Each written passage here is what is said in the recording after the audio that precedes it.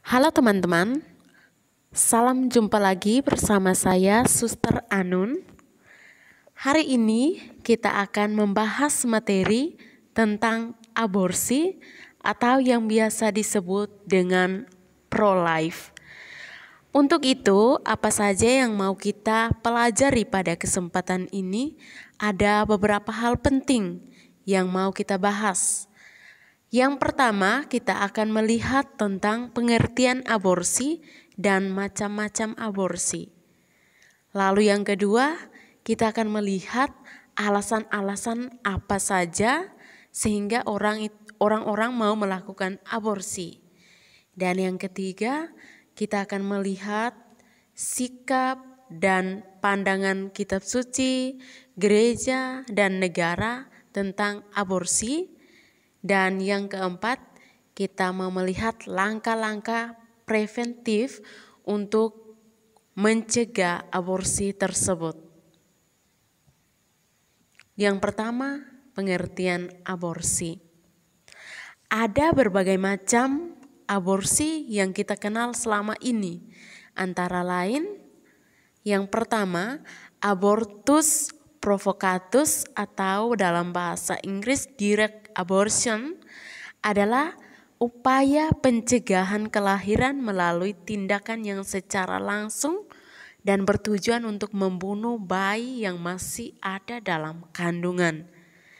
Yang kedua, abortus tak langsung atau yang disebut indirect abortion, upaya penyelamatan seorang ibu dalam keadaan hamil yang mengidap tumor ganas dalam rahimnya. Upaya tersebut dilakukan melalui operasi yang mengandung resiko bahwa bayi yang ada dalam kandungannya akan ikut terangkat. Jadi, kematian bayi bukanlah sebagai satu tujuan, tetapi akibat dari tindakan medis dalam kategori fatal. Lalu yang ketiga, abortus spontaneous atau tidak sengaja adalah peristiwa kematian bayi dalam kandungan namun tidak disengaja atau tidak disadari oleh ibu yang bersangkutan. Mengapa kasus kematian bayi semacam ini disebabkan misalnya karena bayi keracunan obat yang dikonsumsi oleh ibunya, atau tali pusarnya melilit sehingga tidak bisa menyalurkan nutrisi bagi bayi, ataupun keguguran yang disebabkan kandungannya lemah, dan sebagainya.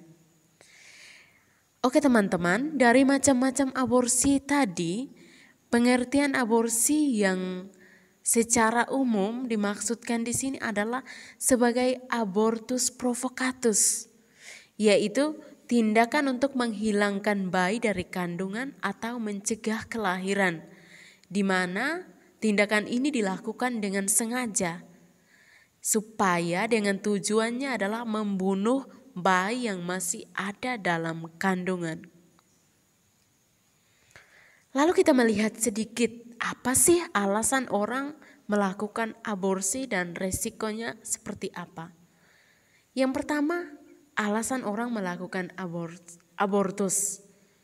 Kita melihat terlebih dahulu alasan dari seorang ibu atau wanita yang mau menggugurkan kandungannya. Yang pertama, dia merasa malu sebab mungkin buah kandungannya adalah hasil penyelewengannya atau hubungan badan pranikah dengan pacarnya. Alasan kedua, mengapa ibu itu mau menggugurkan kandungannya mungkin juga karena tekanan batin, sebab buah kandungannya adalah akibat dari perkosaan terhadap dirinya. Dan alasan berikut mungkin juga karena tekanan ekonomi, sehingga ibu merasa bahwa dia tidak sanggup untuk membiayai hidup janin itu selanjutnya. Lalu kita juga melihat alasan dari orang-orang yang mau membantu seorang ibu atau seorang perempuan untuk menggugurkan kandungannya. Apakah mereka itu diberi uang lalu mereka mau membantu atau ada alasan lain? Di sini dikatakan bahwa alasan utama mungkin karena uang. Biasanya untuk pengguguran dibayar mahal. wanita atau ibu yang mau menggugurkan kandungannya biasanya dalam situasi terjepit atau mendesak, maka berapapun biayanya ia akan berusaha untuk membayarnya. Lalu yang kedua, alasan dari orang yang mau membantu seorang ibu atau perempuan untuk menggugurkan kandungannya, mungkin saja ia prihatin dengan keadaan si wanita atau ibu yang kehamilannya tidak dikehendaki, sehingga ia pun mau membantu untuk menggugurkan kandungan ibu atau perempuan tersebut. Lalu kita melihat apa resiko ketika orang telah menggugurkan kandungannya. Di sini hanya disinggung akibat bagi seorang wanita atau ibu yang menggugurkan kandungannya. Yang pertama, pengguguran adalah operasi besar yang dapat mengakibatkan komplikasi yang sangat berbahaya. Statistik menunjukkan bahwa setelah pengguguran, seorang wanita tidak dapat menghadapi kemungkinan seperti keguguran di masa mendatang, hamil di saluran telur, kelahiran bayi yang terlalu dini, tidak dapat hamil lagi dan sebagainya, dan banyak hal lagi yang menjadi resiko ketika ia mulai menggugurkan kandungannya. Lalu resiko yang berikut, wanita atau ibu yang menggugurkan dapat mengalami gangguan-gangguan emosional yang sangat berat. Jika seorang ibu ketika dia mau menggugurkan kandungannya, maka dia punya pengaruh secara psikologi, dalam hal ini emosional tidak stabil. Dia bisa saja tiba-tiba marah, bisa saja tiba-tiba dia diam, tidak menentu. Itulah yang dikatakan bahwa emosional seorang ibu itu tidak stabil ketika dia menggugurkan kandungannya. Karena itu sama halnya dengan dia telah membunuh seorang anak atau seorang manusia. Dia termasuk seorang pembunuh, sehingga dia dalam kehidupannya tidak akan tenang. Oke teman-teman, sekarang kita masuk pada ajaran kitab suci, gereja, dan negara tentang aborsi. Kita tahu bahwa aborsi adalah suatu tindakan yang tidak dihargai ataupun tidak sama sekali menjadi salah satu dosa yang tidak diampuni. Di sini kita melihat ajaran kitab suci. Dari beberapa kutipan kitab suci, baik kitab suci Perjanjian Lama maupun kitab suci Perjanjian Baru, seperti contoh dalam kitab Yeremia bab 1 ayat 4 sampai 5, Injil Lukas bab 1 ayat 11 sampai dengan ayat 17, Injil Lukas bab 1 ayat 31 sampai dengan 33. Silakan teman-teman boleh sejenak membacakan ayat-ayat ini. Lalu di sini saya mau menyimpulkan secara umum bahwa kita dapat membaca dan merenungkan. Allah tidak menunggu sampai bayi itu dapat bergerak atau sudah betul-betul siap untuk lahir, baru Allah mengenal dan mengasihinya sebagai seorang manusia. Tetapi Allah telah mengenal seorang anak itu sejak dalam kandungannya. Ia tidak menunggu bahwa manusia itu dalam kandungannya dia bisa bergerak, baru ia mulai mengenal dan mengasihinya. Tidak. Allah yang menenun bayi itu dan dia telah mengenal bayi itu. Dan seperti apa bayi itu dalam kehidupannya nanti dan dia akan menjadi apa, Allah telah mengenalnya dalam kandungan itu. Sesungguhnya hanya Allah yang berhak memberi atau mencabut kehidupan. Dalam kitab Ulangan bab 32 ayat 39. Hanya dia yang berhak membuka dan menutup kandungan. Tetapi manusia dengan tangannya sendiri telah mengundang malapetaka. Ibu-ibu dengan alasan-alasan egoisnya dan dokter-dokter dengan alat-alat yang tajam telah mempermainkan Allah karena telah menghilangkan kehidupan sang bayi dalam kandungan ibunya. Oke teman-teman, yang tadi adalah ajaran kitab suci. Di sini kita sedikit melihat juga ajaran gereja mengenai aborsi. Dalam Konsili Vatikan kedua menyebutkan bahwa pengguguran adalah suatu tindakan kejahatan yang durhaka. sama dengan pembunuhan anak. Sebab Allah Tuhan kehidupan telah mempercayakan pelayanan mulia melestarikan hidup kepada manusia untuk dijalankan dengan cara yang layak baginya. Maka kehidupan sejak saat pembuahan harus dilindungi dengan sangat cermat. Ini terdapat dalam Gaudium et Spes artikel 51. Dan kita mengetahui dalam ilmu pengetahuan secara umum mengatakan bahwa pada saat sperma dan sel telur bertemu, mereka itu menjadi susunan yang lengkap dan sempurna untuk kemudian berkembang menjadi manusia dewasa. Tak perlu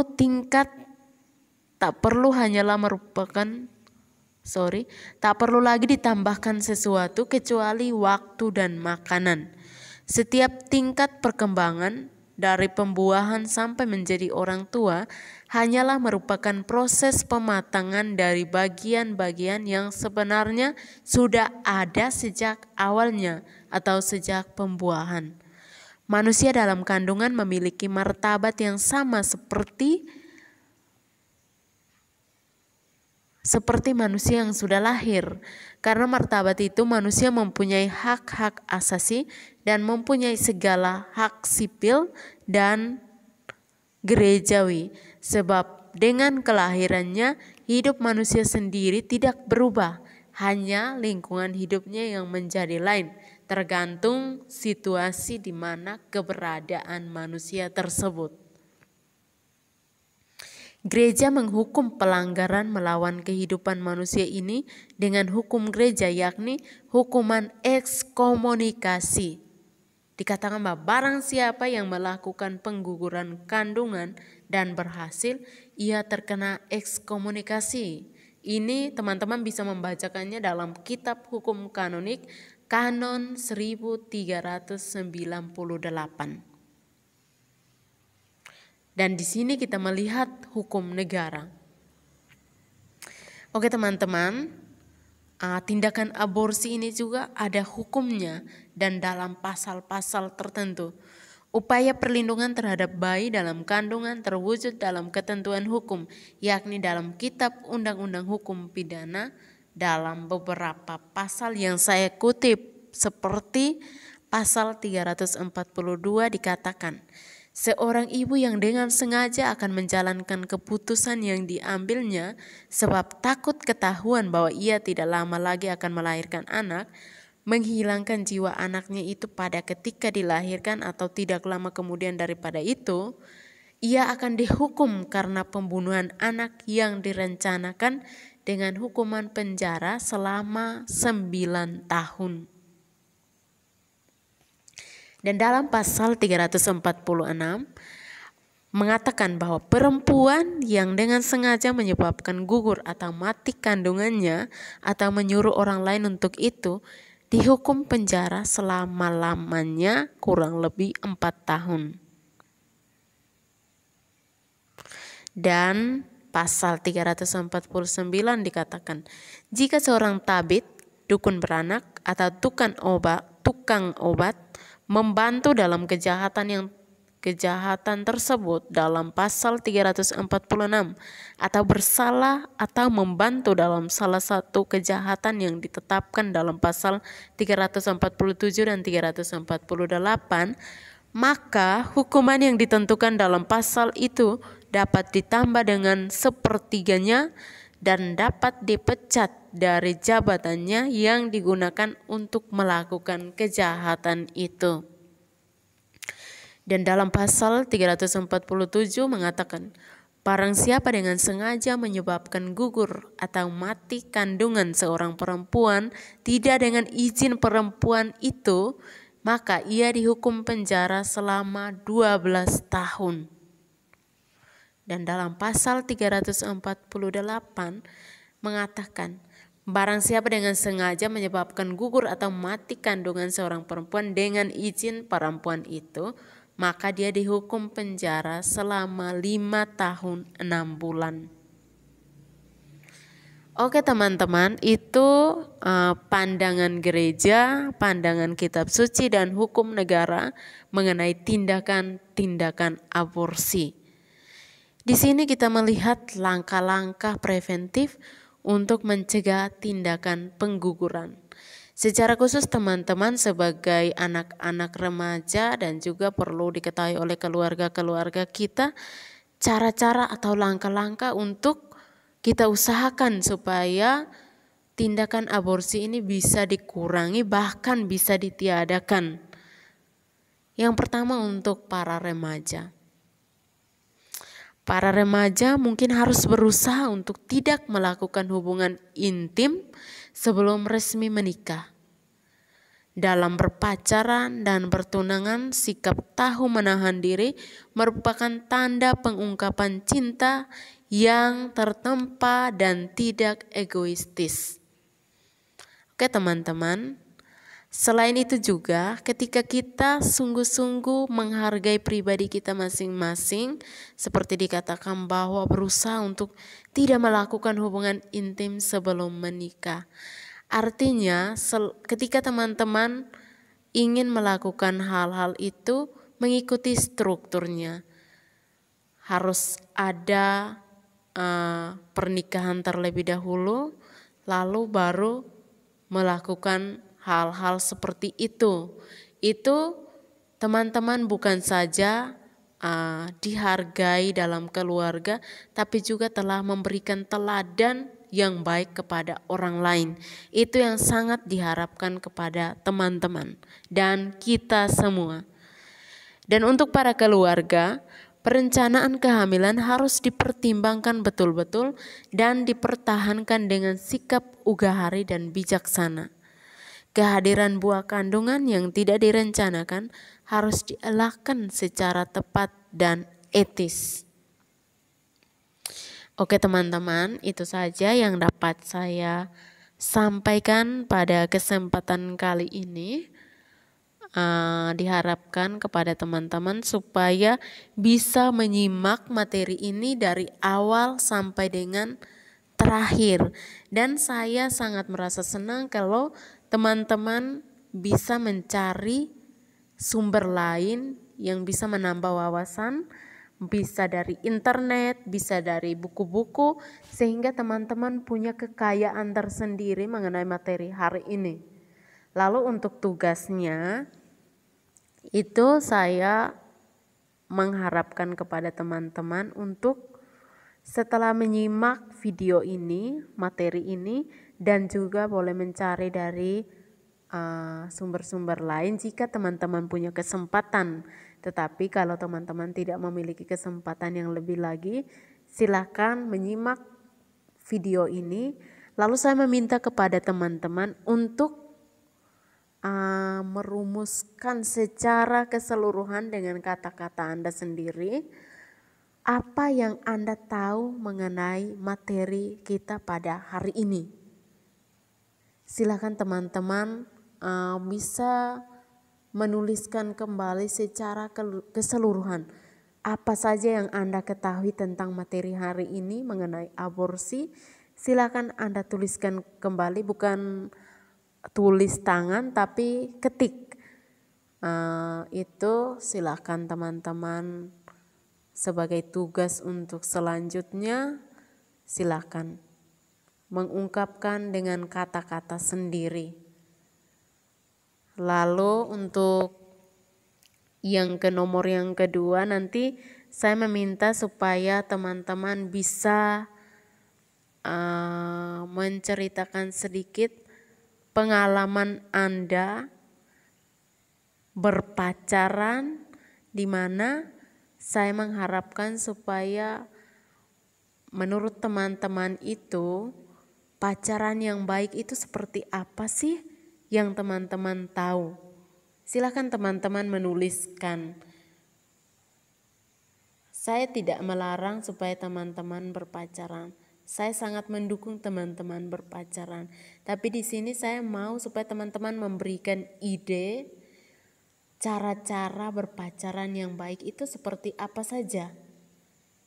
Silakan teman-teman menuliskan. Jadi ada 2 nomor. Yang pertama, teman-teman diminta untuk menuliskan kembali pemahaman Anda mengenai materi kita seluruh hari ini.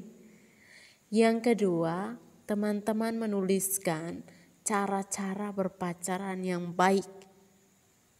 Itu saja untuk teman-teman bisa mengerjakan seluruh hari ini. Terima kasih banyak sudah menyimak, dan harapan saya teman-teman selalu jaga kesehatan, mengikuti protokol kesehatan, dan tetap gembira. Dan ingat satu hal, dalam proses belajar kita pasti akan mengalami kegagalan. Tetapi kita harus bangkit dari kegagalan itu dan mencoba untuk mulai lagi. Karena ketika kamu gagal sekali dan itu telah menjadi guru utama bagi Anda untuk maju sekali lagi. Itu saja, thanks a lot, stop aborsi.